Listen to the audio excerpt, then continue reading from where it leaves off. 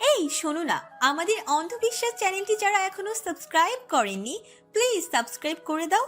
আর অল্প কিছু সাবস্ক্রাইবার হলে 1 লক্ষ পরিবার হবে। সবাই প্লিজ সাবস্ক্রাইব এবং বেশি বেশি শেয়ার করে দাও প্লিজ। না। প্রত্যয় আজ আর হলে ফিরে যেতে দেয়নি উষাকে। সুজা বাড়িতে নিয়ে এলো। আসার পর বাবার কাছে গিয়েছিল সে দেখা করতে। মুশতাক সাহেব রাতে একটু জলদি ঘুমিয়ে যান ওষুধ খেয়ে। তবে আজ মেয়ের সাথে বেশ খানিকক্ষণ আড্ডা দিয়ে ঘুমোলেন তিনি। বাবার ঘর থেকে রাত 11টায় বেরিয়ে আসেও নিজের ঘরে ঢুকে অবাক হয়ে যায়। ঘরটায় আলোর ছিটে ফোটাও নেই। অন্ধকারে হাতড়ে ঘরের আলো জ্বালানোর জন্য উদ্যত হলো সে। নিমিষে পেছন থেকে একটা গম্ভীর স্বর তাকে বাধা প্রদান করে। জ্বালাস না আলো। কেন চালাবো না? তোর কেনর উত্তরটা অন্যভাবে দেবো আমি, মুখে নয়। অত্যন্ত গাঢ় উন্মত্ত মোহনীয় পুরুষালী কণ্ঠ ওষার শ্রবণ গ্রন্থিতে প্রবেশ করে সুজা হৃৎপিণ্ডের সে অনুভূতিদের মাঝে বাঁধে দিল গোলমাল। হাত পা বুক সর্বাঙ্গে প্রারম্ভ হলো তুমুল আন্দোলনের। অবিরাম ঘাড়ে গভীরভাবে স্পর্শ করা প্রত্যয়ের উষ্ণ নিঃশ্বাস আর সইতে পারল না ওষা। ত্রস্ত হয়ে ঘুরে দাঁড়িয়ে মুখোমুখি হলো সম্মুখে দাঁড়ানো পুরুষের। বাহিরে জ্বলন্ত বাতি থেকে কিছুটা আলোক ছটা একেবারেই মৃদুভাবে ঘরের অভ্যন্তরে গমনের অধিকার খাটানোর শ্রম চালিয়ে যাচ্ছে। সেই স্বল্প দীপ্ততার সাহায্যে আবছা আবছা উজ্জ্বল শ্যামবর্ণ সুদর্শন চেহারা খানা দৃষ্টিতে আবদ্ধ করার সুযোগ মিলছে তার। কেন যে এই বৃষ্টি মুখর আমানসায় ডুবন্ত মুহূর্তে প্রত্যয়কে মোটেও স্বাভাবিক লাগছে না ওর। অত্যাসক্ত পুরুষকে রেখে ধীরে ধীরে পিছিয়ে সফেদ প্রাচীরে গা ঘেঁষে দাঁড়ালো সে। উৎকণ্ঠিত গলায় প্রশ্ন করলো, তোমার কি হয়েছে বলো তো? জোর করে বাসায় নিয়ে এলে এতদিন পর নিজের রুমটাই পা রাখলাম, বলছো আলো জ্বালাবি না, আবার বলছো মুখে বলবি না। এমন অস্বাভাবিক আচরণ করছো কেন? নেশা টেশা তো করনি, গন্ধ পাচ্ছি না, তবে হলোটা কি? প্রত্যয় দুজনের মধ্যকার তফাতের অদৃশ্য দেয়াল নিষ্পেষিত করে দিয়ে এগিয়ে এসে বা হাতটা ধরলো উষার ভীষণ আলতোভাবে। পরক্ষণেই সে স্পর্শ কঠিন থেকে কঠিনতর হলো। অপর হাত বাড়িয়ে লক করে দিল দরজাটা। লক করে পুরোপুরি অন্ধকারে নিমজ্জিত হয়ে যায় কক্ষ। মোটামুটি বড়সড় আকৃতির কক্ষে ছড়াতে লাগলো প্রত্যয়ের ফিসফিস করে বলা কথাগুলো। অনেক কিছু হয়েছে, তুই খোঁজ রেখেছিস আমার? রাখিস নি। অভিমানে দূরে থেকে আমাকে মেরে ফেলে ফোন দিয়ে এটেছিলে তুই। এবার তুই দূরে যাওয়ার আগে আমি তোকে বন্দি করে ফেলবো, সেগুলো পড়িয়ে দেবো তোর পায়ে। উষা হত বিহব্বল হয়ে ভ্রু কুচকে আওড়ালো, শিকল পরিয়ে দেবে? হ্যাঁ, প্রেমের শিকল। এই শিকল তোকে বিন্দুমাত্র কষ্ট দেবে না ভোরের পাখি। প্রেম শিকলে বেঁধে তোকে অনন্তকাল আমার বুকে বসে রাখবো আমি। তুই চাইলেও আর এই শিকল খুলে মুক্ত হতে পারবি না। উষা বিভোর হয়ে শুনল প্রত্যয়ের কথা। জবাবে কল কল করে বলল, তুমি বাধার আগে তোমার প্রেম শিকলে বাধা পড়েছি আমি সেই কিশোরী বয়সে। শত চেষ্টায়ও যে পারিনি মুক্ত হতে, হতেও চাই না। আরো শক্ত করে বেঁধে দাও, যেন শেষ নিঃশ্বাস অবধি তোমারই বুকেতে রই আমি। প্রত্যয় কেমন দুষ্টু কণ্ঠে বলল, তুই নিশ্চিত? আমি কিন্তু ওই কীর্তিনাশা বর্ষণময় রাতকে সাক্ষী রেখে সূচনা করব তোর আর আমার প্রেমের মৌসুমের। পিছিয়ে হটতে পারবি না কিন্তু। তুই পিছিয়ে হটলে যে দুঃখ পাবো ভোরের পাখি। উষার গলা শুকিয়ে গেল। ইদানিং প্রত্যয় সন্নিকটে এলে তার এমন হাল হয়। তার হাত ধরে রাখা মানুষটার কথাগুলো শুনে ছলকে ওঠে রক্ত। ঝাপাং করে অনুভূতিটা পুনশ্চ মিলিত হয়ে সমস্বরে যেন বলতে থাকে, কীর্তিনাশা বৈশাখী, আজ তোর সর্বনাশ। এই সর্বনাশে সম্মতি দিয়ে দেয় উষা। নিজের অনুভূতিদের শ্বাসে প্রত্যয় থেকে হাত ছাড়িয়ে বারান্দার দরজা মেলে দিল সে। বাতি জ্বালালো সেখানকার। দাঁড়ালো বৃষ্টিতে ভেজা বারান্দায়। তেজরা বৃষ্টি সে ভেজিয়ে দিতে লাগলো ওকে। সম্পর্ক নিয়ে সে একটুও দ্বিধান্বিত নয়, বরং পরিপূর্ণ রূপ সেও দিতে চায়। তবে আজ কেন এত লজ্জা গ্রাস করে নিচ্ছে তাকে? প্রত্যয় একটু হায়াভাবে অকপটে প্রস্তাব রেখেছে বলে বৃষ্টির বড় বড় ফুটায় প্রায় আধ ভেজা হয়ে যেতে লাগলো সে। প্রত্যয় পেছনে এসে দাঁড়িয়ে বলল, ভেসে যাচ্ছিস, ঘরে আয়। তুমি কি এই জন্যই আলো নিভিয়ে রেখেছিলে? লজ্জা পাচ্ছিলে চোখে চোখ রেখে বলতে? তোর কি মনে হয় আমি লজ্জা পাওয়ার ছেলে? তোমাকে কখনো লজ্জা পেতে দেখিনি, শুধু নিজের ধারণা থেকে বললাম। উষার এলোমেলো ক্যাশগুচ্ছ ঘাড়ের একপাশে রেখে প্রত্যয় মুখে নিয়ে গেল ওর কানের কাছে। হৃদয়ের হৃদয়ে ঝড় তুলে দিয়ে বলল, লাইট অন করে দিয়ে যাচ্ছে, রুমে গিয়ে জেনে নিস কেন অফ ছিল লাইট। উষা ঘাড় ঘুরে মুখটা প্রত্যয়ের চেহারায় রাখল। দুজনের নাক ছুঁই ছুঁই কম্পনরত ওষ্ঠদয় মিলিত হবার পথে। দুটি হৃদয়ের গতি নিয়ন্ত্রণ হারা। প্রত্যয় সুস্পষ্ট হাত নিয়ে রাখলেও উষার প্যাটের উপরে ভাগে। মুখ কিছুটা সরিয়ে নিয়ে বলল, এভাবে ঠোঁট দুটো কাছে এনে বুকের ভেতর অস্থিরতা বাড়িয়ে দিয়েছিস কেন? কিছু বলবি? উষা বিব্রত হয়ে যায়। সে কেন যে ফিরল প্রত্যয়ের দিকে। হ্যাঁ, মনে পড়েছে। প্রশ্ন করল, কোথায় যাচ্ছ? বিছানা থাকতে দিবি না, জড়ি ধরতে দিবি না, প্রেমের মৌসুম আনতে দিবি না, তাই চলে যাচ্ছে নিচে। উষা প্রত্যয়ের ঠোঁটে হাসি দেখে বুঝে গেল এই লোক আবার ফিরে আসবে, তাই গা ছাড়াভাবে বলল, ঠিক আছে, যাও, শুভরাত্রি। কিছুটা মনক্ষুণ্ণ হলো প্রত্যয়ের। উষা কি তাকে এখনো ক্ষমা করতে পারেনি? নতুনভাবে সবকিছু শুরু করতে চায় সে। উষার মাঝে কি এখনো দ্বিধা ভাব রয়ে গেল? ভাবন ঘরে তালা লাগিয়ে উষাকে আলিঙ্গন মুক্ত করে দিয়ে বিষণ্ণ ভগ্ন হৃদয় নিয়ে চলে গেল কক্ষ ছেড়ে। যাওয়ার পূর্বে ঘরের শুভ্র আলো ছড়িয়ে দিয়ে গেল। সেই আলোয় উষা খুঁজে পেল রুমটাকে অন্ধকার করে রাখার রহস্যের উপযুক্ত সমাধান। বড় একটা পেন্টিং রাখা তার রুমের মাঝখানে। সেখানে তার ছবি এঁকেছে এক টুকেটাকে আঁকেবুকে করা চিত্রশিল্পী। এঁকেছে বড্ড মায়া মিশিয়ে। মনে হচ্ছে যেন রঙের পরিবর্তে রং তুলিতে মাখিয়ে নিয়েছিল কেবলই মায়া। এত সুন্দর কি সে? উষার নিজেকে এতটা অসাধারণ আগে কখনো লাগেনি। চোখের তারায় খুশিরা প্রজ্বলিত হয়ে ওঠে। হাত বাড়িয়ে ছবিটা ছুঁয়ে দেখতে থাকলো। মানুষটার পাগলামি দিনকে দিন বেড়ে চলেছে। মনে পড়ে গেল ওর বিয়ের কথা। বিয়ে ছিল নাকি প্রত্যের ব্ল্যাকমেল কে জানে। মুশতাক সাহেব ও উজ্জ্বল সাহেবের সামনে দাঁড়িয়ে বলেছিল অন্যর হাতে উষাকে তুলে দিয়ে ঘর ছাড়বে সে, ফিরবে না আর কখনো। প্রহর অবশ্যই হাসি মুখে বলেছিল, চলে যা, ওর বিয়ে হলে তোর কি? প্রত্যয় নির্দ্বিধায় স্বীকারোক্তি দিয়েছিল, আমি ওকে নিজের বউ করতে চাই। এ কথায় সবাই খুশি হলো। ভাবলো মৃন্ময়ের ভূত ছাড়লো তবে। ওর পাগলামিতে মুশতাক সাহেব ক্ষমা চেয়ে পাত্রপক্ষকে ফিরিয়ে দেন। তার আগে প্রত্যয় এক কাণ্ড করেছিল। হলুদের রাতে পাত্রের এক বন্ধুর সাথে দেখা করে আসার সময় কিছু ছেলের সাথে নিয়ে মারধর করেছিল পাত্রকে। বেচারা বিয়ে করতে এসেছিল মাথায় হাতে ব্যান্ডেজ নিয়ে। ছেলে প্রত্যয়কে চিনতে পেরে ভেজাল করে ভীষণ, কিন্তু প্রহর সামনে নেয়। উষার আগে খুবে প্রত্যয়কে বিয়ে করবে না বলে বেঁকে বসলেও আলতা ও বাবার অনুরোধ ফেলতে পারেনি। মূলত আলতার মুখের দিকে চেয়ে বাধ্য হয়ে করে বিয়েটা। তারপর যে জেগে উঠে ভেতরে, সেটা দমাতে বাড়ি ছেড়ে উঠে হোস্টেলে। ওর মন জেতার জন্য প্রত্যয় অনেক ধৈর্যশীল প্রেমিকের পরিচয় দিয়েছে, হায়াও হয়েছে। আর কত ফিরে দেবে এই মানুষটাকে? এবার নতুন কিছুর যাত্রা হোক। নিচে গিয়ে ডেকে আনবে কি? দরজা খোলার আওয়াজ পেয়ে দেখে প্রত্যয় ফিরে এসেছে। চুল উস্কো খুস্কো হয়ে আছে। নিশ্চয়ই চুলের উপর রাগ ঝেড়েছে নিচে গিয়ে। ওকে অবাক করে দিয়ে মেঝেতে বসে বলল, তোর বিছানায় জায়গা দিস না, মেঝেতে দে। আমার না একদম বউ ছাড়া থাকতে ইচ্ছে করছে না, জড়িয়ে ধরতে না পারি। বউয়ের রুমের মেঝেতে ঘুমানোর ভাগ্য হোক আমার। ওষে বার শব্দ করে হেসে দিল।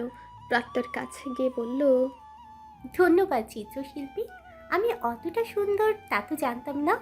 প্রত্যয় হাত টেনে ধরে ওর পাশে বসে বলল, তুই আমার চোখে নন্দকাননের পারিজাত, যার মায়ায় লেপটে গিয়ে আমি প্রেমে পড়ি বারেবার। ভালোবাসি উষা। উষা চোখ বুজে শুধালো, তুমি কি লাইটটা বন্ধ করে আসবে? কেন? প্রশ্নাত্মক বাক্যে জানতে চাইল প্রত্যয়। উষা ধানায় পানায় না করে এক নিঃশ্বাসে উত্তর দেয়, আমিও তোমার প্রেমের মৌসুমে সামিল হতে চাই। এক মুহূর্ত নষ্ট না করে প্রত্যয় বাতি নিভিয়ে দিল। মৃদু আলোর একটা লাইট জ্বালিয়ে দিল, যে রোশনিতে উষার মুখটা দেখা যাচ্ছে অস্পষ্ট। বাজা কোলে করে বিছানায় বসালো তাকে। এগিয়ে এলো উষার অধর জোড়ার কাছাকাছি রুক্ষ ওষ্ঠদয়। চোখ বুঝল সে পুনরায়। আঁকড়ে ধরল প্রত্যয়ের গলা। তন্মধ্যে ভূ ভূ শব্দ সৃষ্টি করে নীরবতাকে বুড়ো আঙ্গুল দেখে বেজে উঠল উষার ফোনটা। রুমে আসার সময় হাতে করে নিয়ে এসেছিল সে। প্রত্যয়ের কথার মাঝে ছুঁয়ে দেখা হয়নি। ফেলে রেখেছিল অন্ধকারের বিছানার এক কোণে। কলটা কেটে যায়। হাতে নিয়ে দেখে একই নাম্বার থেকে আরও 12-3 কল এসেছিল। বারান্দায় থাকাকালীন এসেছিল হয়তো, নতুবা শুনতে পাওয়ার কথা। উন্মাদ বৈশাখের তুফানে প্রলয়ঙ্কারী বাতাসের শ্বাসা শব্দের ফিরে মুঠোফোনের কিঞ্চিত বিরক্তি মিশ্রিত শব্দটুকু হারিয়ে গিয়েছিল বোধহয়। প্রত্যয় চোখ মুখ কুচকে গালি দিল ফোনের ওপাশের অজানা ব্যক্তিকে। টেনে নিয়ে মোবাইল সে রিসিভ করলো। ইশারায় উষাকে জিজ্ঞেস করে নেয় একবার। তুই চিনিস? উষা ঘাড় ডানে বাঁয়ে করে বুঝে দেয় সে চিনে না নাম্বারটা। প্রায় গভীর হাওয়া রজনীতে অপরিচিত কারো কল নিয়েও বেশ হতবাক। কিয়ৎ পরিমাণ নিস্তব্ধতার পর একটা মাতাল কণ্ঠে কাতর স্বরে ডেকে উঠল। উষা, উষা, এই উষা। কণ্ঠ চিনতেই ভুল করলো না প্রত্যয়। চোখ দুটো লাল হয়ে রক্তিম বর্ণ ধারণ করলো। তবু আগের মতোই দাঁতে দাঁত চেপে নিশ্চুপতা বজায় রাখলো। লাউডস্পিকারে দিল কলটা। সমীরণ আরেকবার উষার নামটা নিতেই ক্রোধ মিশ্রিত স্বরে বলল, অন্যের বউকে মাঝরাতে কল কেন বিখ্যাত মডেল শোভন সাহেব? সমীরণ গর্জে উঠল। তুই উষার কাছে কি করেছিস? কি করছি মানে? মাত্রই বউকে চুমু খেতে যাচ্ছিলাম, তুই আমাদের মধুময় রাতকে সর্বনাশময় রাত করে দিলি। নেশায় ডুবে থাকা সমীরণের বক্ষস্থলে যাতনা ছড়িয়ে গেল। কণ্ঠটাও তীব্রতাজে জ্বলে উঠল। তুই ওকে শুয়েছিস? ছবির মতো ভিলেন সেজে ডায়লগ ছাড়া বন্ধ কর। মানুষ হয়ে এবার আমাকেও ভাইকে ধ্বংস করতে নেশাদের দিক থেকে নজর সরিয়ে এখন উষাকে বেছে নিলি। এসবে কোনো লাভ হবে না। তুই উষাকে বিয়ে করার আগে থেকেই ওকে আমি পছন্দ করি। তুই এসেছিস আমাদের মাঝে, আমি ওকে পছন্দ করি এটা জেনেও। তোর নজর কেমন, তুই কেমন চরিত্র এটা সবাই জানে। তুইও তো ভালো না, দিনরাত এক করে গুল্লি মিন্ময়ের পিছে। বউ করে নিলি আমার উষাকে, বুঝতে সময় লেগে গেল। নয়তো ও তো আমার বুকেই থাকতো এখন। ফোনটা দে ওকে। উষা প্রত্যয়ের হাত থেকে মোবাইলটা নিয়ে রুষপূর্ণ স্বরে বলল, আপনি আর কল দিবেন না আমায়, চরিত্রহীন। কেন আমার পেছনে পড়ে আছেন? সমীরণ কাতর চিত্তে বলল, আমি আর তোমায় আগের মতো চাই না। এখন আমি তোমায় ভালোবাসি উষা।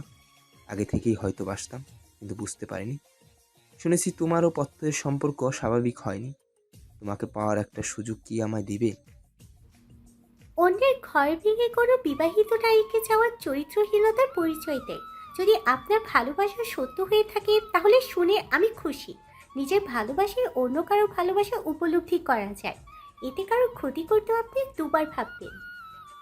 বলে কলটা কেটে মোবাইলটা অফ করে দিল। সমীরণ কি সত্যি তাকে ভালোবাসে, নাকি নতুন কোনো ঢং? সে চায় লোকটা পরিবর্তন হয়ে যাক, তার বড় ভাইয়ের কোনো ক্ষতি না করুক। সামনে তাকে হক চোখে গেল, রক্তাভ নেত্রযুগল নিবদ্ধ তার দিকে। প্রশ্ন আসলো, সমীরণ তোকে বিরক্ত করতো, সেটা তুই একবার আমায় বলিসনি কেন? বললে তোমরা ওকে মারতে যেতা, আরও ভেজাল হয়ে যেত। আমি আসলে আর কোনো ঝঞ্ঝাট চাইছিলাম না, ওর স্বভাবই এমন। প্রত্যয় উষার কোমরে 2 হাত পেঁচে বুকের মধ্য টেনে আনলো। গালে ঠোঁটের স্পর্শ এঁকে দিয়ে মোহনীয়া কথার জালে জড়িয়ে নিল তাকে। ঘায়াল করলো অন্তর, করে দিল কমজোর। পায়ের শিকল পরানো ক্যান্সেল। আমি বরং বুকের ভেতর পিঞ্জিরা বানাবো। সেই পিঞ্জিরায় লুকিয়ে রাখবো তোকে। তার জন্য যে আরো অনেক ধাপ এগিয়ে যেতে হবে আমাদের। দুর্বল উষা বশীভূত হয়ে উচ্চারণ করে, ভালোবাসার সকল ধাপ পার হতে আমি রাজি।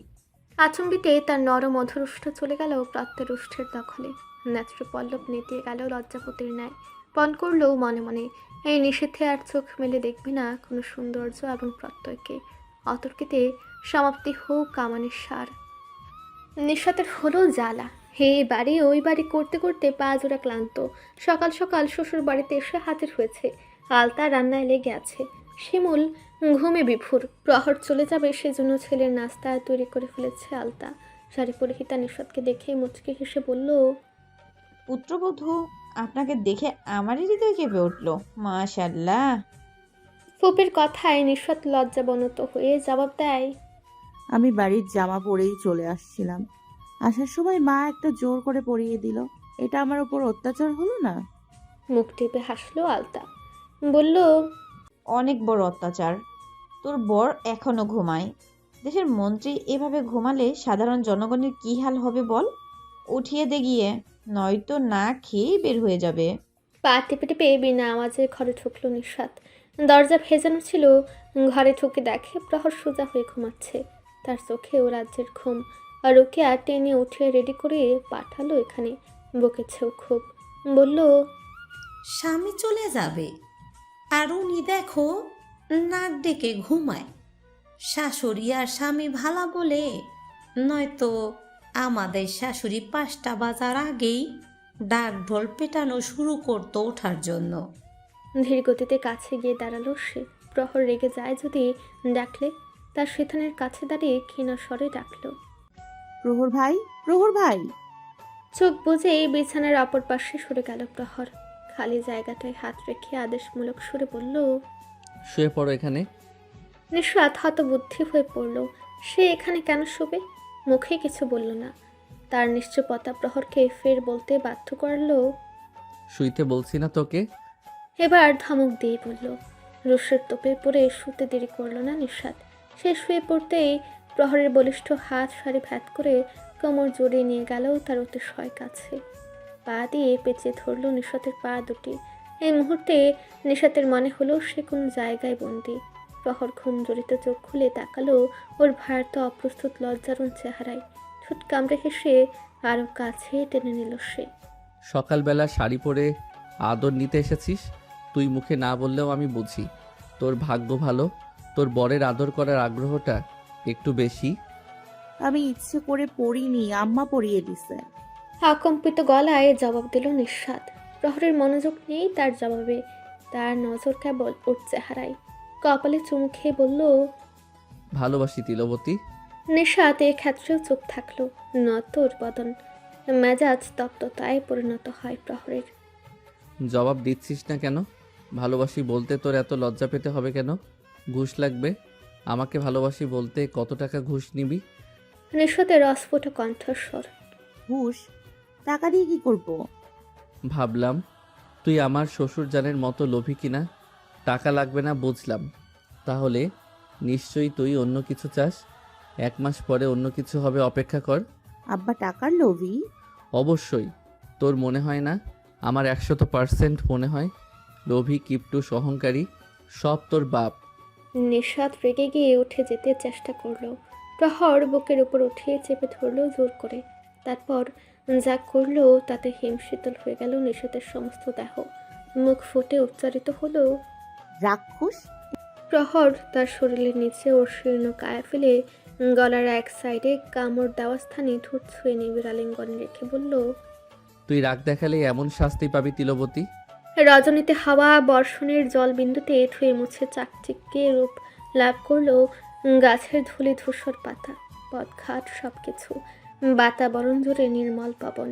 গ্রীষ্মের প্রবল তাপদাহে বৃষ্টি যেন এক মুঠো সুখ হয়ে আত্মসমর্পণ করে আমর্ত্য লোকের কাছে। তার সেই আত্মসমর্পণে বিজয় উল্লাসে ছেয়ে যায় প্রকৃতি। ঝলমলে হয়ে ওঠে সবকিছু। প্রত্যুষেই খিলখিল করে হাসছে যেন আশপাশ।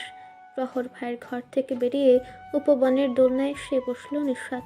উপবন বলার কারণ হলেও দোলনার কাছে আসতে ক্ষুদ্র বন পেরিয়ে আসতে হয় তার। ফুপি সূর্যমুখীর বীজ ফেলেছিল ওই দিকটায়।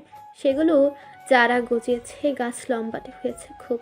ঘন ঘন গাছের ভিড়ে কেউ লুকিয়ে থাকলেও খুঁজে পাওয়া মুশকিল হয়ে যাবে। দোলনার কাছ পর্যন্ত আসার জন্য 2 ধারে সূর্যমুখীর বাগানের মাঝ দিয়ে সরু রাস্তা করে দেওয়া। সেটা দিয়ে এসে দোলনায় বসল নিঃস্বাদ। পেছনে আবার নানাবিধ লতা গাছ দোলনাটাকে আঁকড়ে ধরে আছে। প্রহর ভাই স্নানে গিয়েছে। সেই সুযোগে রুম ছেড়ে বেরিয়ে আসলো সে নিচে। তারপর একটু বাড়ির চারিধার ঘুরে দেখার জন্য আঁকোপাকো করা মনকে সায় দিয়ে চলে এলো এখানে। একবার ভেবেছিল শিমুলের কাছে যাবে, কিন্তু এখনো ঘুমাচ্ছে মেয়েটা। কাজের বুয়া থেকে জানতে পারলো কি এমন ঘুম মেয়েটার। নিঃস্বাদ হতবাক। যে মেয়ে ভোরে ওঠার স্বভাব বহন করত, সে কিনা এত বেলা করে ঘুমে নিমগ্ন। রাতে কি ঘুমোয়নি? কি করে সারা রাত জেগে? আজকাল শিমুল ও সৌরভ ভাইয়ের উপর গাঢ় সন্দেহের বাসা বেঁধেছে ওর মন ভূমিতে। ভাইয়াও শিমুলের প্রতি যথেষ্ট আগ্রহী, আর শিমুলটাও আগের মতো কলটল দেয় না তাকে। মেয়েটাকে হারিকেন দিয়ে খুঁজতে হয় এখন। আজ প্রহর ভাই যাওয়ার পর ভালো করে জেকে ধরবে তাকে। নিশাত পায়ের কাছে সৌন্দর্য বিলীনে মত্ত একটা লালচে রাঙা অনুফুল দেখে ঝুঁকে তুলে নেয় হাত। গভীর চোখে তাকায় ফুলটার দিকে। প্রহর ভাইকে বিয়ের পর কখনো কিছু দেয়নি সে। সবাই নাকি প্রেমিক স্বামীকে কত কি দেয়। আচ্ছা, ফুলটা দেবে কি? ফুলটা দিলে প্রহর ভাই আবার হাসবে না তো? যা লোক, সব সময় ওকে অপমান করে তৃপ্তি পায় ওই অভদ্র পুরুষ। তাই ভাবলো ফুলটা ফেলে দিবে। তখনই কানে বাজলো তীক্ষ্ণ সুরের প্রশ্ন।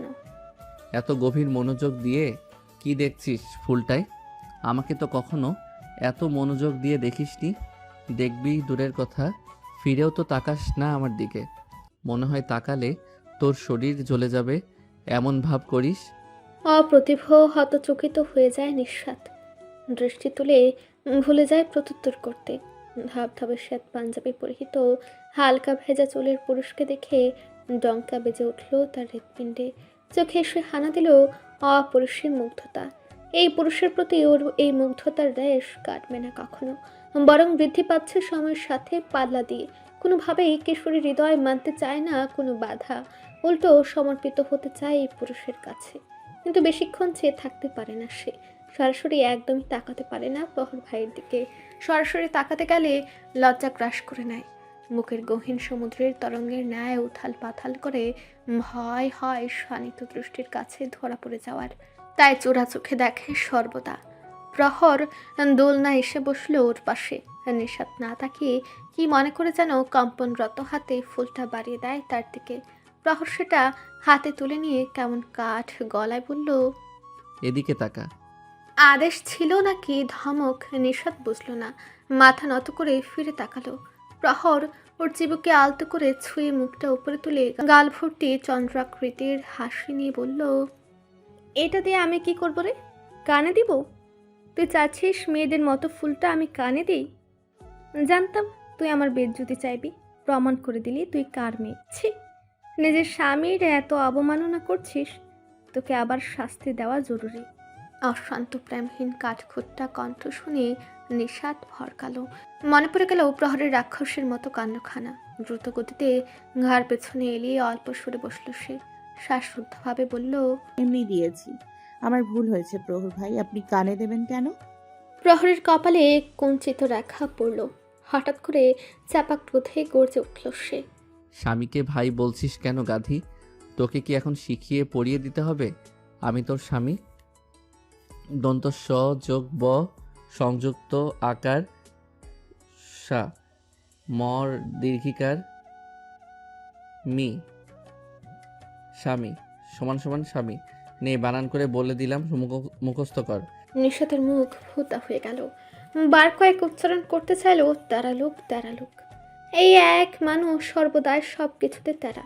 কোনো দিন যদি সিদের সাধা কোনো কথা বলে থাকে, তাহলে সেটা বোধ হয় সজ্ঞানে বলেনি কিংবা ভুলে বলে ফেলেছে। তেরামি বাস করছে তার শিরা উপশিরায়, প্রতিটি রক্তকণিকায় রন্ধ্রে রন্ধ্রে। প্যাটানো এক হারা ম্যাধীন শরীরটায় তেরামিতে ভরপুর।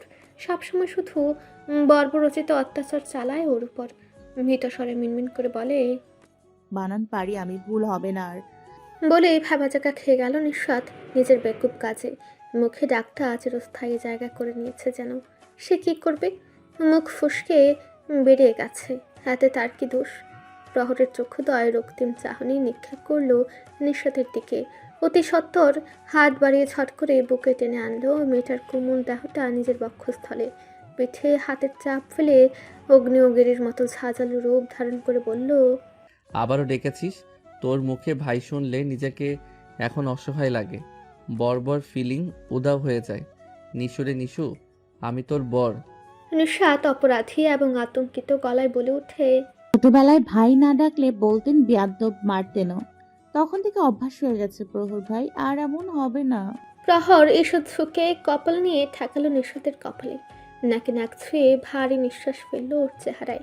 মুখে উদ্দাল ঢেউ তুলে দিয়ে প্রমত্ত চোখে চেয়ে ডাকে, তিলবতী, ও তিলবতী।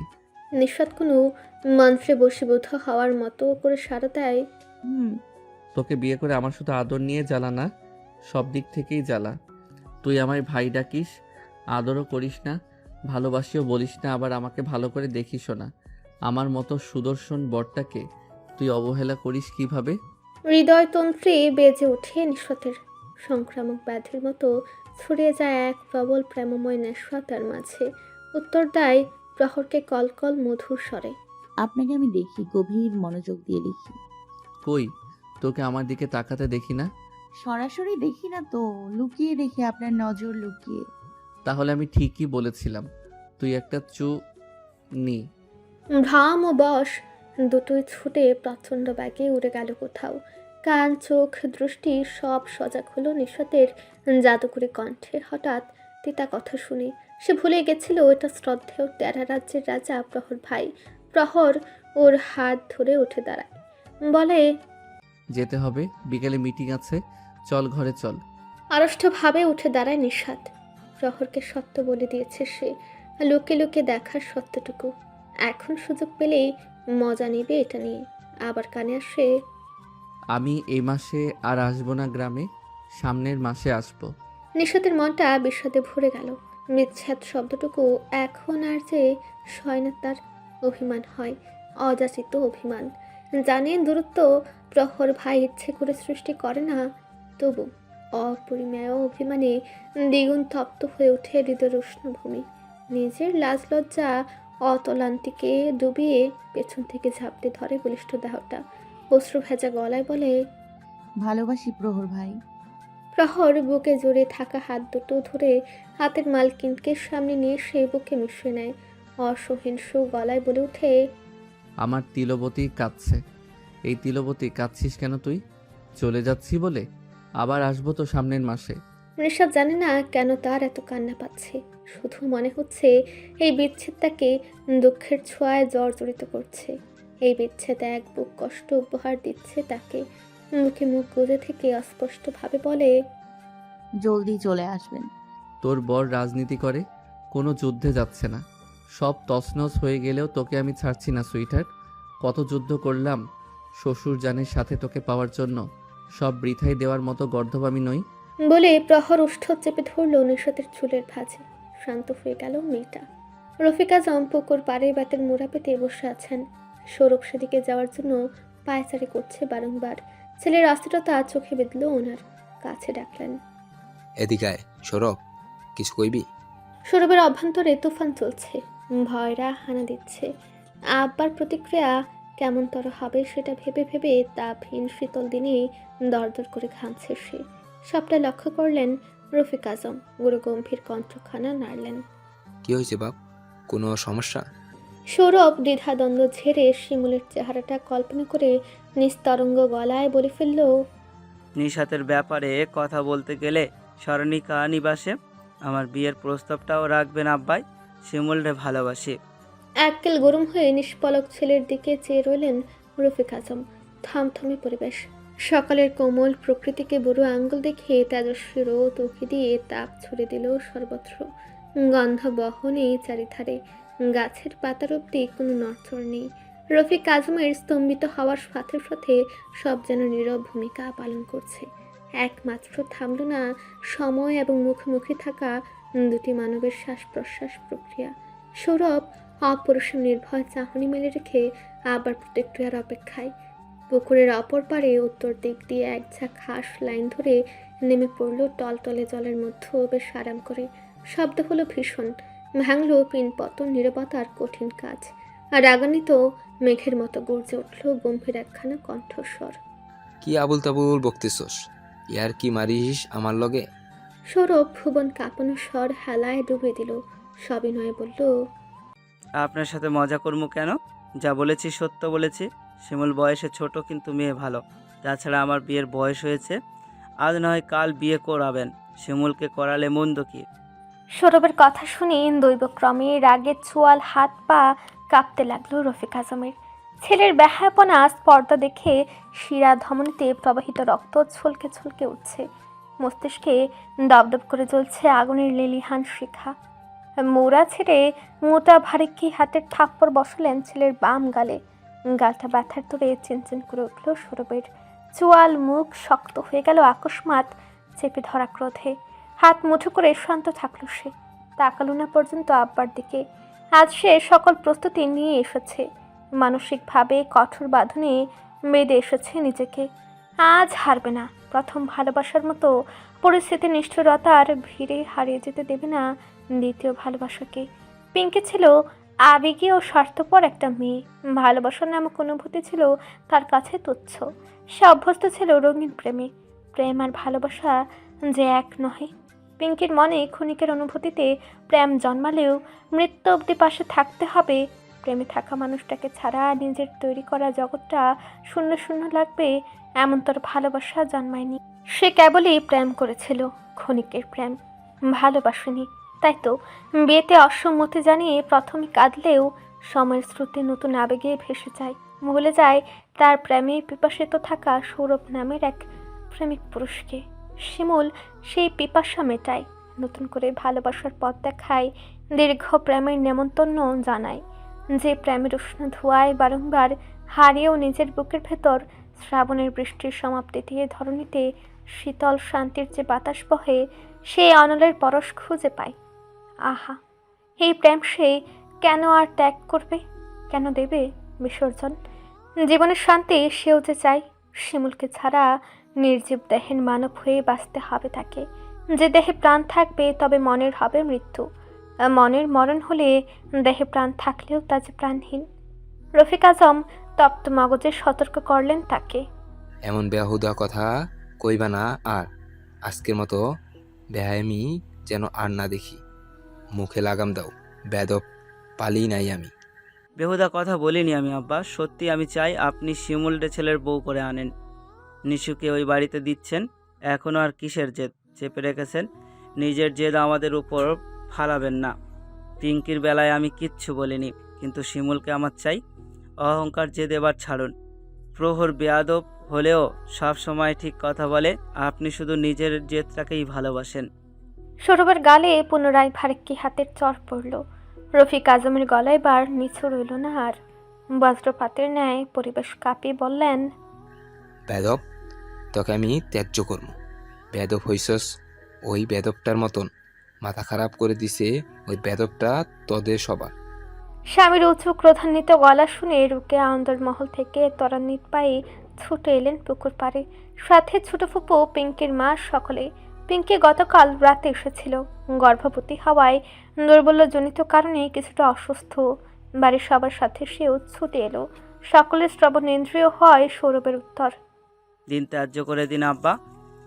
যেই বাপের ছেলে মেয়ের সুখের প্রতি ঈর্ষা, যে বাপ কেবল নিজের জেদে আটকে থাকে, তার সন্তান ত্যায্য করে দিয়ে নিঃসন্তান হয়ে থাকাটাই উচিত। রুকেয়া সহ সকলে প্রায় স্তম্ভিত, নির্বাক। গলা চেপে কণ্ঠ রোধ করেছে যেন কেউ। সৌরভের মোটা গলায় রাগ নেই, জেদ নেই, আছে এক রাস অভিমান। অভিমানের ফাঁদে পা দিয়ে সেও বাবাকে সম্মান সমীহ করতে ভুল করে বসলো। যেতে দিল অদৃশ্য এক কুচক্রীর শক্তিকে। রবিনের ভরাট কণ্ঠে নড়ে চড়ে উঠে সবাই। কি বলেছিস সৌরভ? মাথায় গেছে তোর? কিরকম ভাবে কথা বলছিস? তোর তোর আব্বার সাথে এই শিক্ষা দিয়ে বড় করা হয়েছে তোকে?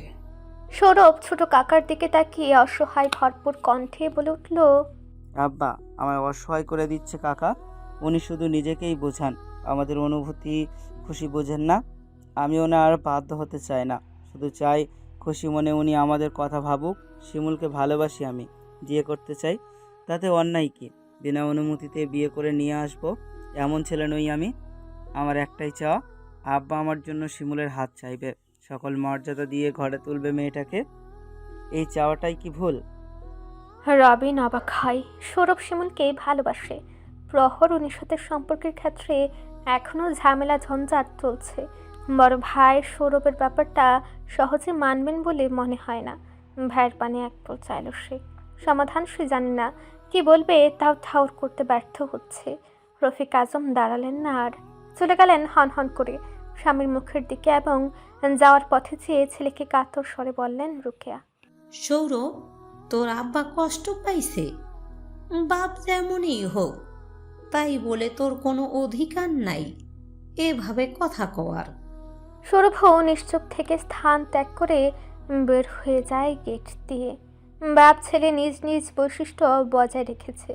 অতিরিক্ত রাগ কিংবা অভিমানে সম্পূর্ণ নিঃশব্দতা পালন করে দুজনই। পিঙ্কি শিমুলের জন্য পাগলাটে আচরণে মত্ত হাওয়া সৌরভকে দেখে স্তব্ধ হয়ে গেল। সে আজ করেছিল দুজনের মাঝে কিছু একটা আছে, সেজন্য নিজেকে উপরে রাখতে একদিন ফোনে শিমুলকে তার ও সৌরভের একদা থাকা প্রেমের সব কিছু বলে দেয় চালাকি করে। এতে সে শিমুলকে হেয় করতে চেয়েছিল, বোঝাতে চেয়েছিল তার ছেড়ে যাওয়া এক ব্যর্থ প্রেমিক পুরুষকে ভালোবাসে শিমুল, যাকে সে ছ্যাঁকা নামক শব্দে জর্জরিত করে গিয়েছিল। বরাবরই ছোট বয়স থেকেই কাজিন মহলের সব থেকে হিংসুটে মেয়েটা সে। নিশাতের অত্যাধিক রূপ, বাড়িতে তার আদরের দুলালি হওয়া খুব সহ্য হতো না তার। ছলা কৌশলে অনেকবারই কষ্ট দিয়েছে, স্কুলে হেনস্থা করেছে নিশাতকে। শিমুলের প্রতিও হিংসা আছে তার। ছোট থেকে শিমুলের প্রিয় বান্ধবী সে হতে চেয়েছিল, কিন্তু শিমুল সব সময় নিশাত নিশাত করে মুখে ফানা তুলত। মনে হতো নিশাত ছাড়া ওর দুনিয়া চলবে না। সেই থেকে শিমুল চোখের বিষ হয়ে যায়। সেই বিষ থেকেই পূর্ব প্রেমের মিছে আবেগের কথা বলে কত যাতনা না দিল শিমুলকে। এতেও তৃপ্তি পেয়েছে, ভীষণ তৃপ্তি। বড় জ্যাঠা বিয়েতে না মানলে খুব ভালো হবে। রফিক আজম ঘরে আসতেই তার ফোন বেজে ওঠে। তিনি এখনও বাটন ফোনগুলো ব্যবহার করেন। এটা ব্যবহারের স্বস্তি পান তিনি। ছোট স্ক্রিনে বেয়াদব শব্দটা পড়তেই বুঝলেন কার কল। অনিচ্ছা সত্ত্বেও কল রিসিভ করলেন। আসসালামু আলাইকুম শ্বশুরজান, কেমন আছেন? কি জন্য কল দিছো সেটা কও, এত ভনিতা করবা না। প্রহর গাড়ির সিটে পিঠ হেলিয়ে হাস্য মুখে বলে, কোনো উদ্দেশ্য নেই আজ। ভাবলাম আমার শ্বশুরজানের খবর নেই। ফাইজলামি করার সময় নেই আমার, ফোন রাখো। আপনি সবসময় আমায় এমন ভাবেন কেন? ঢাকা চলে যাচ্ছি, সরাসরি এসে দেখা করে যেতে পারিনি। ভাবলাম কল দিয়ে বলি, আর তো বিয়ের অনুষ্ঠানের সময় আসবো। অথচ মনে হচ্ছে আপনার মেজাজ একটু বেশিই গরম। তুমি এবং তোমার পরিবার আমার পরিবারটা শেষ করে দিছো। আমার বাচ্চা মেয়েটারে নিজের বাগে নিছো, এখন ছেলেটাও আবুল তাবুল বকতেছি। তোমার পরিবার সাথে আমি আর কোনো সম্পর্ক চাই না। দূরে থাকবা তোমার বোনরে। তোমার পুকুরে আসতে দেই নাই এই বাড়িতে, তোমার বোনরে আসতে দিমু? প্রহর না বোঝার ভঙ্গিতে প্রশ্ন করল। কি হয়েছে শ্বশুরজান?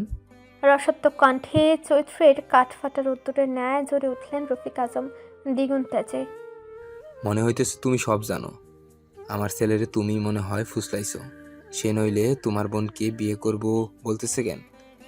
আলহামদুলিল্লাহ আলহামদুলিল্লাহ, এটা তো খুশির খবর। আমাদের আত্মীয়তা বাড়বে। তবে আপনার মেয়েকে বিয়ে করার আগে অনেক মিষ্টি পাঠিয়েছিলাম, জিনজিন রব তুলে সব ফেলে দিলেন। এবার মিষ্টি নিয়ে আপনার আমাদের বাড়িতে যাওয়ার পালা। নাকি একেবারে নাতি নাতনি হলে মিষ্টি নিয়ে যাবেন? এরকম ভুলে ভাববে না, নাতি নাতনি হতে অনেক দেরি। এত অপেক্ষা করতে পারবো না। শ্বশুরের কেনা মিষ্টি খাওয়ার জন্য আর অপেক্ষা করতে পারবো না। আমি চাই না লোকে বলুক এমপি প্রহর এজাজের শ্বশুর কিপটার কিপটা মহা কিপটা। রফিক আজমের মনে হলো কল ধরে তিনি মহা অন্যায় করে ফেলেছেন। এই ছেলে দিনকে দিন আরো অসভ্য হচ্ছে। মুখে কিছু উচ্চারণ করলেন। বেশরম নির্লজ্জ। প্রহরের আনন্দিত ও নির্লিপ্ত জবাব। ধন্যবাদ, এবং আপনার আরেকটা হারের জন্য অভিনন্দন মামুজান। মানুষ যা অপছন্দ করে তাই কপালে জুটে বেশি। আপনার জন্য আপনার মেয়েটাকে অপছন্দ করতাম, এখন দেখেন তারে ছাড়া নিজেকে পাগল পাগল লাগে। সবই কিসমতের খেল।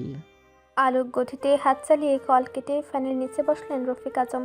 মাথার তালু দিয়ে ধোঁয়া বের হচ্ছে, যেন অদৃশ্য তপ্ত ধোঁয়া। বিড়বিড় করলেন, বেদব বেদব, এই বেদব ছেলের জন্য এমন হচ্ছে সব। ছেলে মেয়ে দুটোকেই শেষ করে দিল এই ছেলে, একটাও হলো না আমার মতো। এই ছেলের ছেলে মেয়ে এমন করলে টের পাবে আমার যন্ত্রণা। পুনশ্চ ভুল শুধরে বললেন, না, এই ছেলের মতো তেরা অসভ্য বেদব কখনোই না হোক আমার নাতনি নাতনি। নিঃস্বাদ শিমুলকে প্রশ্নের সম্মুখে দাঁড় করিয়ে রাখল। একের পর এক প্রশ্ন করছে সন্দিগ্ধ গলায়। প্রশ্নগুলো এমন, রাতে দেরিতে ঘুমাস? রাতে দেরিতে ঘুমাস? ভাইয়া আজকাল তোর কথা অনেক বলে। তোর ফোন বিজি পাওয়া যায় কেন রে? তুই কি কারোর সাথে প্রেম করছিস? প্রশ্ন করার ফাঁকে ফাঁকে কোমরের স্বরের আঁচলও গুঁজে ফেলেছে ও। শিমুল থতমত খেয়ে করুণ চেহারা বানিয়ে তাকিয়ে রইল ওর দিকে।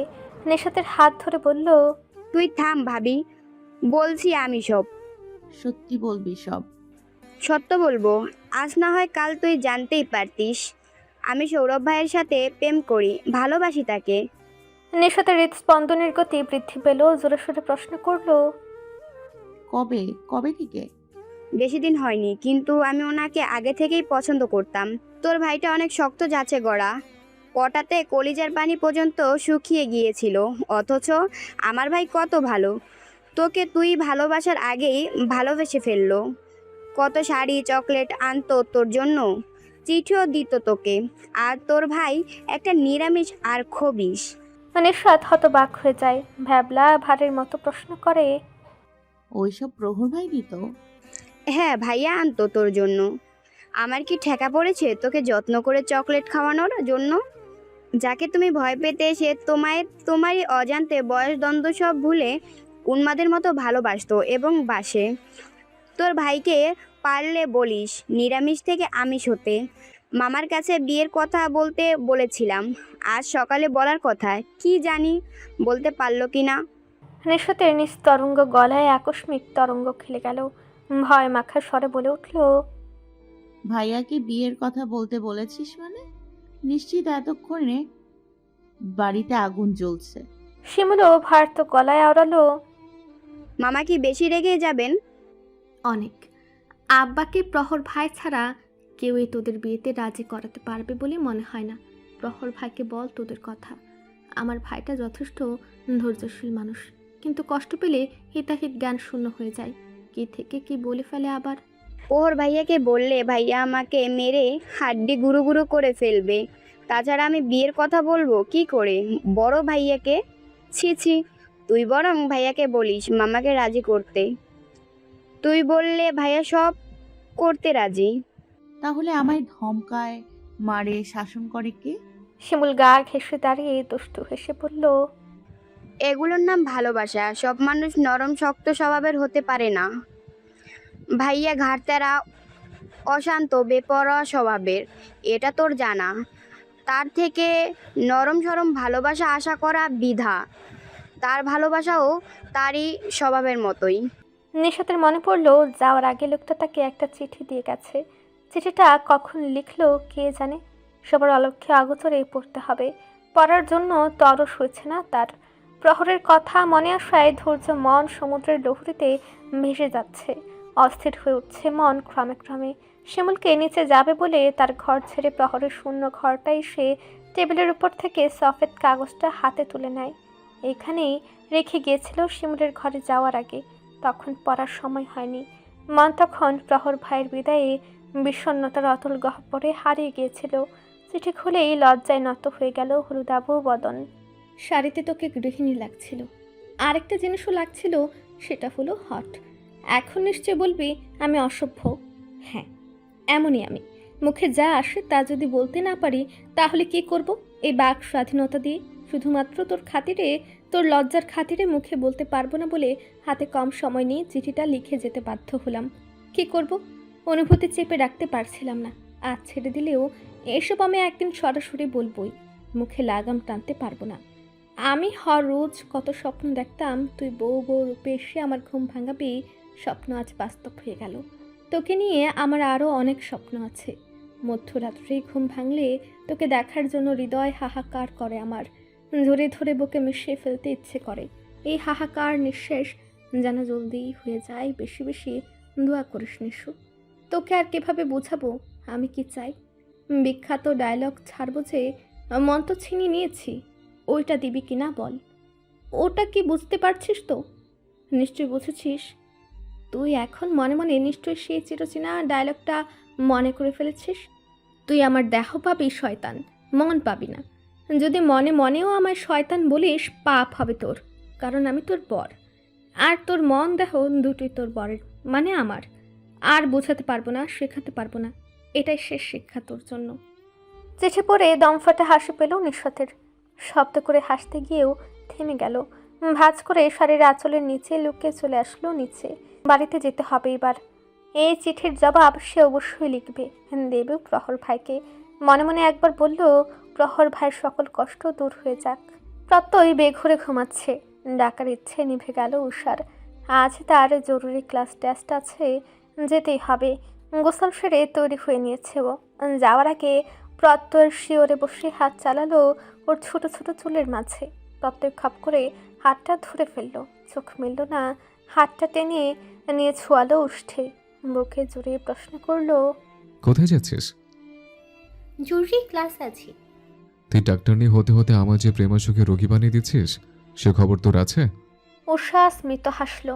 মৃদু ঝুঁকে প্রত্যয়ের কানের কাছে মুখ রেখে জবাব দিল, এই প্রেম বিরহের রোগ শরীরের জন্য ভালো, সইয়ে ফেলো। তুই যখন বলছিস সারা জীবন সইব আমি, ভোরের পাখি, সাবধানে থাকিস, গাড়ি নিয়ে যাইস। ভাইয়ের সাথে আমারও মিটিংয়ে যেতে হবে, আসার সময় নিয়ে আসবে তোকে। ঠিক আছে। উষা নিত্যদিনের মতোই রিকশায় চড়ে আসে মেডিকেল কলেজে। গেটের কাছে আসতেই বড়সড় চমক পেল। সমীরণ গাড়ি নিয়ে দাঁড়িয়ে আছে। ভাবলো রিকশা ভাড়া মিটিয়ে দ্রুত ঢুকে পড়বে গেটের ভেতরে, কিন্তু সেই সুযোগটুকু পেল না। বিদ্যুতের গতিতে তার সম্মুখে এসে হাজির হয় সমীরণ। বিধ্বস্ত দেখাচ্ছে তাকে, কেমন করুণ মুখে অনুরোধ করে বসে। কথা আছে, বেশিক্ষণ সময় নিব না, সারা রাত ঘুমাতে পারিনি কথাটুকু বলার জন্য। উষা বিব্রত পরিস্থিতিতে পড়ে গেল। আশেপাশে লোক ওদেরকেই দেখছে। সমীরণ নামি দামি মডেল হাওয়ায় সবার তীক্ষ্ণ নজর এদিকে আসছে বারবার। সে বিগলিত হেসে বলল, আমার খুব জরুরি ক্লাস টেস্ট আছে, এখন আপনার সাথে কথা বলার একটু সময় নেই। হস, সমস্যা নেই, আমি অপেক্ষা করব। সেই ভোর থেকেই অপেক্ষা করছি, দুপুর পর্যন্ত করতে হলে সমস্যা নেই। কি, আপনি সকাল থেকে অপেক্ষা করছেন? কিন্তু কেন? সমীরণের কথাই ভেজাল খুঁজে পাচ্ছে না উষা। ক্লান্ত বিকেলে শ্রান্ত হয়ে হেঁটে বেড়ানো পথিকের মতোই লাগছে চেহারাখানা। উজ্জ্বল ফর্সা চেহারায় বেদনার ছাপ স্পষ্টত। উষার হাসি পেল না, চিন্তা জাগলো, এমন খারাপ মানুষেরও বেদনা হয়। পরে মনে পড়ল, রক্তে মাংসে গড়া মানুষ কি রোবট যে বেদনা হবে না? কি অক্ষণ ভেবে বলল, ঠিক আছে, আপনি অপেক্ষা করতে পারলে করুন, পরে কথা হবে। ক্লাসে গিয়ে চিন্তামুক্ত হতে পারল না উষা। বারবার সমীরণের কথা ভাবাচ্ছিল তাকে। সব ঠিক হয়েও যেন হয়নি। প্রত্যেককে পাওয়ার পরও ভয় তার পিছু ছাড়ছে না। পাওয়ার পর বরং হারিয়ে ফেলার ভয় তারা করছে বেশি। সমীরণ আবার কি বলতে চাইছে আজ করতে পারছে ও। সমীরণ সত্যিকারের ভালোবাসলেও এখন তা গ্রহণ করার উপায় নেই। এখন এসব অহেতুক ঝামেলা ব্যতীত কিছুই নয়। ও শুধুই সবার জীবনে একটা জটিল ঝামেলা হয়ে আষ্টে পৃষ্ঠে জড়িয়ে আছে। উষা মনে প্রাণে চায় রাজনৈতিক দ্বন্দ্ব মিটে যাক, সমীরণ দ্বারা আর ক্ষতিগ্রস্ত না হোক প্রত্যয় আর প্রহর। একবার কি বলবে সে সমীরণকে সকল দ্বন্দ্ব ভুলে গিয়ে নতুন করে সব আরম্ভ করতে? সময়ের কাটায় যখন 12টার ঘর ছুঁই ছুঁই উষা বেরিয়ে এসে হুচট খায়। চোখের তারায় দেখতে পায় ঘামে জবজবে হাওয়া শরীরে। সমীরণ সত্যি তার জন্য অপেক্ষারত। সকালে দেখা তাগড়া শরীরটা রোদের ট্যাজের হালকায় ফুলের পাপড়ির ন্যায় মুষ্টে পড়েছে। তাকে দেখে অসহিংস গলায় বলে, এবার চলো কোনো কফি শপে বসে কথা বলি। আপনি জাননি? সমীরণ স্থিমিত নেত্রে তাকায় ওর দিকে, কাষ্ঠ হেসে বলে, যাবার কথা তো ছিল না, বলেছিলাম অপেক্ষা করব তোমার জন্য। এখন অপেক্ষা করতে কেন কষ্ট হয় না আমার, চলো। উষা ভরসা করতে পারছে না তাকে। পাথরের মতো কঠিন মুখ করে বলল, আপনি চান আমি রিকশায় আসছি। সমীরণ গাড়ি লক করে চাবি নিয়ে নিল। কাউকে কল করে আসতে বলল গাড়ির কাছে। তৎপরে উষার দিকে তাকিয়ে বলল, তাহলে আমিও রিস্কায় যাব, তুমি রিস্কায় যাবে আর আমি গাড়িতে? ভালো লাগবে না আমার। এত ভালো মানুষই ভালো লাগছে না উষার। তর্কে যেতে চায় না বলে তাল মিলিয়ে বলে, ঠিক আছে, তবে এক রিকশায় চড়তে পারবো না আপনার সাথে, অন্য রিকশায় আসুন। সমীরণ মাথা দুলিয়ে নির্দ্বিধায় মেনে নেয়। ওকে। রুফটপ একটা রেস্টুরেন্টে এসেছে ওরা। উষা এসে একটা কফি অর্ডার দিল। সারল না পর্যন্ত সমীরণকে।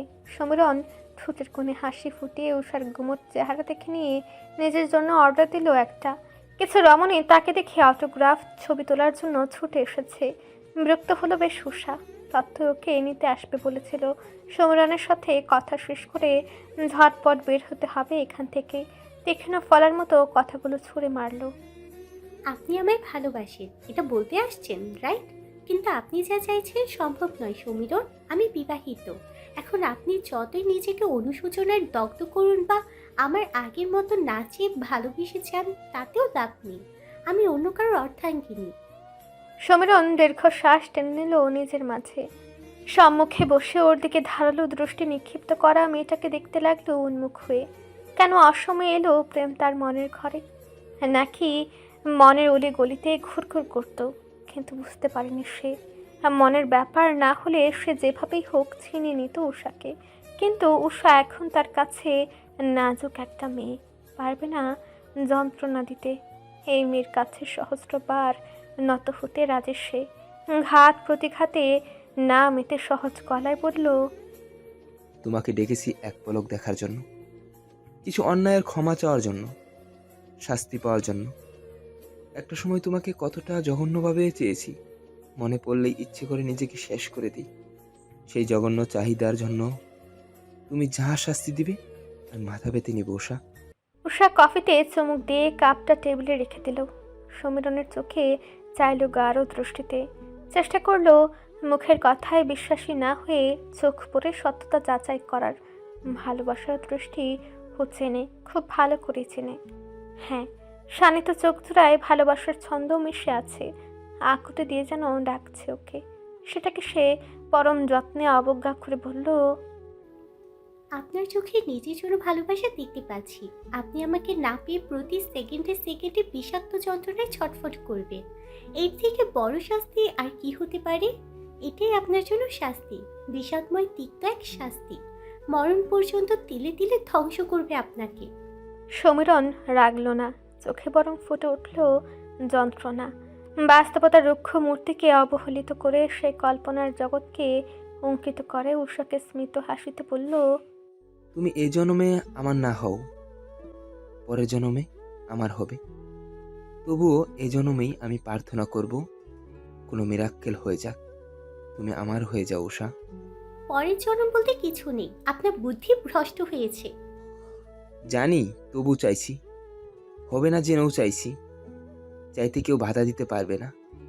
তোমার সাধ্য নেই আমার চাওয়ায় বাধা দিতে, তোমায় ভালোবাসতে। উষা এবার নড়ে চড়ে বসলো, বলল, আপনার কাছে আমার একটাই অনুরোধ, আপনি প্রহর ভাই ও প্রত্যয়ের পিছু ছেড়ে দিন, দ্বন্দ্ব ভুলে যান। রাজনৈতিক দ্বন্দ্ব থাকবে তাই বলে প্লিজ তাদের ক্ষতি করার কথা ভুলে যান। নিজে তো ভালোবাসেন, এখন একটু বুঝেন ভালোবাসার মানুষের কিছু হলে কেমন অনুভব হয়। প্লিজ ওনাদের ক্ষতি করবেন না আর। বলে উষা কফির বিল দিয়ে ঝটপট উঠে দাঁড়ালো। সমীরণের দিকে তাকালো না, বেরিয়ে গেল সে। শীতল চোখ দুটি খুব করে চাইছিল সে একটা বার ফিরে দেখুক। সমীরণ নিজ মনে বলে, ভালোবাসা সবসময় নিঃস্বার্থ হতে শেখায় না। তোমার প্রতি আমার ভালোবাসা ভিন্ন উষা। আমার ভালোবাসায় পৃথিবী ধ্বংস হয়ে গেলেও আমি পরোয়া করব না, শুধু তুমি হলেই চলবে। ত্যাগ করে ভালোবাসায় পরাজিত হওয়াতে বিশ্বাসী আমি নই, জুরও করব না। তুমি নিষিদ্ধ হলেও প্রতি মুহূর্তে তোমাকেই চাইব। রেস্টুরেন্টের নিচে দাঁড়িয়ে ছিল প্রত্যয়। উষাকে দেখে ফিচেল হেসে গাড়িতে উঠে বসলো, দরজা মেলে দিয়ে বলল, সাক্ষাৎ কেমন ছিল তোদের? উষা আতঙ্কিত দৃষ্টিতে তাকায়। প্রত্যয় কি ভুল কিছু বুঝলো? আপনি রাগ দেখিয়ে বেরিয়ে চলে আসলেন সৌরভ ভাই। মামাকে ওইসব কেন বলতে গেলেন? এভাবে বলা ঠিক হয়নি। মেজো মামি কল করে আম্মুকে সব বলছে, এমনটা আশা করেনি আম্মু। ভাইয়া, আম্মু সব কিছু ভালোভাবে চাইছিল, আর কত ক্ষয় হইব সম্পর্ক। সৌরভ প্রশ্নগুলো অবজ্ঞা করে নৌকা থেকে নেমে হাত বাড়ি দেয় শিমুলের দিকে। শিমুল তখনও শুভ্র পা যুগল ঝিলের হালকা সবুজ রঙের পানিতে ভেজাতে মগ্ন। গ্রীষ্মের প্রবল তাপে রোদ্দুরে জল শুকিয়ে চৈত্রের খরা ছুঁই ছুঁই। সৌরভের দিকে মনোযোগ নেই ওর। মধ্য দুপুর পেরিয়ে সবে বিকেল ধরাতলে নামবে ভাব। তেজহীন রোদে জলের মাঝে নিজের প্রতিচ্ছবি দেখছে সে আবছা আবছা। সৌরভের ধৈর্যে কুলালো না আর, হাত বাড়িয়ে না রেখে বরং এক টানে কুলে তুলে নেয় শিমুলকে। ঘটনার আকস্মিকতায় কিম্ভূত কিমাকার হয়ে যায় শিমুল, চিল্লে উঠে জোরালো কণ্ঠে, কি করছেন আপনি? কোলে নিলেন কেন? সর্বনাশ সর্বনাশ, মাঝি কাকার সামনে এসেছি, নামান নামান। চোখ পাকিয়ে তাকালো সৌরভ। বুকে হট্টগোল বাঁধানো বাচ্চা বাচ্চা চেহারার চঞ্চল মেয়েটার পানে। ব্যাস, গলার আওয়াজ দমিয়ে নিল মেয়েটা। গলা জড়িয়ে ধরে সৌরভের কাঁধের উপর দিয়ে মাঝি কাকাকে দেখে নিল। বয়োজ্যেষ্ঠ লোকটা দাঁত বের করে হাসছে। শিমুল মিনমিন করে বলে, দেখছেন উনি হাসছেন, গ্রামের ওটাই শিওর থাকেন। সৌরভ ভ্রুজোড়া কুঞ্চিত করে কিছুক্ষণ ভাবে, বলে, আমার পকেটে হাত দে। কেন? মানি ব্যাগটা বের কর। পরন্ত বিকেলে সূর্য অস্ত চলে যাওয়ার মুহূর্তেই নীলাম্বরে থোকা থোকা রক্ত জমাট বাঁধার মতোই আর রক্তিম হয়ে ওঠে শিমুলের শ্বেত বদন। সৌরভ আরো কুচকে ঠোঁটের কোণে বাঁকা হাসি ফুটিয়ে তোলে, ফিস ফিস করে বলে, প্রেম করবি বলতে সময় লজ্জা পাসনি, এখন আমাকে ছুতে গেলেই লজ্জা। এটা একদমই অপ্রত্যাশিত ছিল আমার জন্য। আমি উল্টো ভেবে রেখেছি বিয়ের পর আদুরে স্পর্শের ব্যাপারটা তোর দিক থেকেই সর্বপ্রথম হবে। মানি ব্যাগটা বের কর এখন। শিমুল কটমট করে উচ্চ স্বরে বলে ওঠে, আপনি কি আমায় এতই বেহাইয়া ভাবেন? ভালোবাসা লুকিয়ে রাখতে হয় না, বলে দিতে হয়, তাই আমি প্রকাশ করেছি। তাই বলে অন্য কিছু কেন আমি করতে যাব? আমি মেয়ে মানুষ, অনেক সরম ভরম আছে আমার। মাইক এনে দেবো? ওয়েট কর, মাইক এনে দিচ্ছি, তারপর পুরো গ্রামে বলিস এত ঝগড়াটে তুই ভাইগুলোর মতো হয়েছিস, একটা কথাও মাটিতে পড়তে দেয় না। ক্ষুধার্ত বাঘের মতো হিংস্র হয়ে উঠল শিমুল। সৌরভের গলায় পেঁচে রাখা দু হাতের নখ বসিয়ে দিল ঝট করে। হুট করেই তীব্র জ্বলনীয় সৌরভ মৃদু ব্যথা প্রকাশ করে কোল থেকে ছেড়ে দিল ওকে। বেঁধে গেল গন্ডগোল। ঈষৎ কাদা মাটিতে পড়ে গেল সে, চিৎকার করে উঠল। খানিকটা উপর থেকে হুট করে পড়ায় ব্যথা পেল কিঞ্চিত। মাঝি কাকা উঠে এলেন হা হুতাশ করতে করতে। হাই হাই সৌরভ বাবাজি, ফালাই দিলা চেয়ারম্যানের মায়াটারে, চেয়ারম্যান দেখলে ভেজাল করব। মাঝি কাকা মতিন মিয়া এই ছেলে নৌকা চালান, বছর কয়েক হবে, সবার পরিচিত মুখ। সৌরভ গলা ডলতে ডলতে পকেট থেকে মানি ব্যাগ বের করে 500 টাকার নোট ধরে দিল ওনার হাতে। বিরক্ত গলায় বলল, আপনি চান কাউকে কিছু বলবেন না। আর্থিকভাবে দুর্দশাগ্রস্ত হওয়ায় মতিন মিয়া 500 টাকা পেয়ে আনন্দিত স্বরে বলে উঠলেন, আচ্ছা বাবা, রফিক ভাইরে আমার সালাম দিয়ে গেলাম। সৌরভ মানিব্যাগ পকেটে ঢুকিয়ে হাঁটু ভেঙে বসে। কাদায় মাখু মাখু শিমুলের দিকে চেয়ে তাচ্ছিলের কণ্ঠে বলে, ভাইদের কথা বললেই জ্বলে উঠিস কেন? সত্যি বলেছি, আর তুই আমার বয়স ভুলে যাস। আবুইদা একটা মেয়ে আমাকে মারতে আসিস। আবুইদা মেয়ের সাথে যে প্রেম করেন সে বেলায় আমার ভাইরে নিয়ে একটা উল্টাপাল্টা কথা বললে আমি 1000বার আক্রমণ করব। প্রয়োজনে ছোটোবেলার টেকনিকগুলো কাজে লাগাবো। আজ শুধু টেইলার দেখালাম খামচি দিয়ে। ছোটোবেলায় ঝগড়া না পারলে খামচি, থুতু, চুল টান কত কি দিয়েছি। শিমুল মহা আনন্দের সরোবরে ভেসে গিয়ে বলল কথাগুলো। ব্যথার কথাও ভুলে গেছে প্রায়। সৌরভ আশেপাশে তাকালো। নির্জন হয়ে আছে সম্পূর্ণ জায়গা। মতিন মিয়ার নৌকাও প্রায় অনেক দূরে চলে গেছে। কর্দমাক্ত শিমুলকে ঝট করে বুকে চেপে ধরল সে। রোশনালে দগ্ধ করে বলে, আমি তোর অনেক বড়দের মারধর করে না শোনা। শিমুল চোখ উঁচু করে আবারও নামিয়ে নেয়। তীর তীর করে নড়ছে দীর্ঘ পল্লব জোড়া। ওষ্ঠ নেড়ে বলে উঠে, ছি ছি, ওসব কি ডাকছেন? এসব ডাকবেন না, আমি শিমুল ঠিকই আছি। দুষ্টু হাসে সৌরভ। আমি এসব বলবো? প্রেম করলে এইসবই শুনতে হবে। শিমুল আর কঠোরতার খোলস পরে থাকতে পারছে না। প্রেমের সব রং ঢং তার মুটেও ভালো লাগে না। সে ভালোবাসে শব্দখানি শুনতে পারলেই চলে, আর কোনো আদিখ্যাতা ওর চায় না। এইসব শোনার জন্য প্রেম করি নাকি?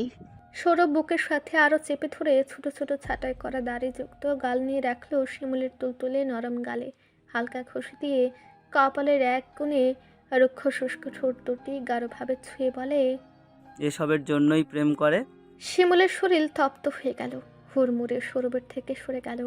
লাগামহীন গলায় সরাসরি বলল, আপনি লুচু হয়ে গেছেন সৌরভ ভাই। এখন তো লুচু মনে হবে। তুই যে আমার গলায় খামচি দিলি সেটা কি? মানুষ দেখলে সন্দেহ করবে আমায়, ভাববে আবিয়াত্তা ছেলের গলায় এখন নখের দাগ আসলো কই থেকে। শিমুল আবারও লজ্জায় পড়ে গেল। এমন লজ্জায় সে কখনো পড়েনি। এমনকি সৌরভকে প্রথমবার ভালোবাসার প্রস্তাব দিতে গিয়েও না। কেন যে দেখা করতে আসলো সে। আমি বাড়িতে চলে যাব, নৌকা ডাকুন। নৌকা নেই একটাও ঘাটে, অপেক্ষা করতে হবে। শিমুল এক পাশে গিয়ে দূরত্ব রেখে দাঁড়িয়ে থাকে। সৌরভের এমন রোমান্টিক মুড নিতে পারছে না ও। আজ মনে হচ্ছে এসব ব্যাপারে অ্যালার্জি আছে তার। আগে কেন টের পায়নি? লজ্জাটা একটু বেশি বাড়ছে, গলা ধরে আসছে। সৌরভ ওর সামনে দাঁড়িয়ে হাত টেনে নিজের বুকে চেপে ধরে, হাসে স্মিত। শিমুলের বুকে তানপুরা সুর বেজে ওঠে। হাসিটা মাদকতা ছুড়ে দেয় ওর কোমল মনে। কাজ করে কোনো মায়া জাদুর নাই। জাদুতে বশীভূত হয়ে অনিমেষ চেয়ে চেয়ে থাকে সম্মুখের পুরুষের মুখবয়বে। সেই পুরুষকে উদ্দেশ্য করে বলে ওঠে, এত লজ্জা কেন পাচ্ছিস শিমুল? বল তো আমায়। দেখ আমার ভিতরটা কত হা হা করছে তোকে পাওয়ার আশায়। ব্যথাও করছে খুব। ব্যথা প্রশমিত করে দে না দ্রুত বউ হয়ে এসে। শিমুল মোহগ্রস্তের মতো করে উত্তর সাজায়, তাড়াতাড়ি আসবো বউ হয়ে, ব্যথা করতে দিব না আর এই বুকটায়। সিদ্ধান্ত নিল শিমুল প্রহরকে বলবে মামাকে রাজি করাতে। পাথরের প্রতিমার মতো নিজ জেদে অটল থাকা মামাকে কেবলই প্রহর নাড়াতে পারবে। ভাবতেই সুখ সিন্ধুতে উথাল পাতাল তরঙ্গের সাথে ভেসে যাচ্ছে ও। যে লোকটা একদিন পুরো দমে অবহেলায় ফেলে রাখত ওকে, সময় পরিক্রমায় কত বদলে গেল, পাল্টে গেল পুরোপুরি। সময় আসলে এই সব কিছুর পরিবর্তন করে দেয়। ওকে না চাওয়া মানুষটা আজ উন্মাদ হয়ে শুধু ওকে চায়। উষা সারা রাস্তা নিশ্চুপ থেকে এসেছে। গাড়িতে ওঠার পর প্রত্যয়ের সাথে অনেকবার কথা বলতে চেয়েছে, কিন্তু প্রত্যয় সশব্দে ধমকে ওঠে তাকে। নিয়মিত ভালোবাসার গল্প শুনতে এবং পড়তে আমাদের অন্ধবিশ্বাস চ্যানেলটি সাবস্ক্রাইব করে পাশে থাকা বেল আইকনটি ক্লিক করুন। ধন্যবাদ সবাইকে।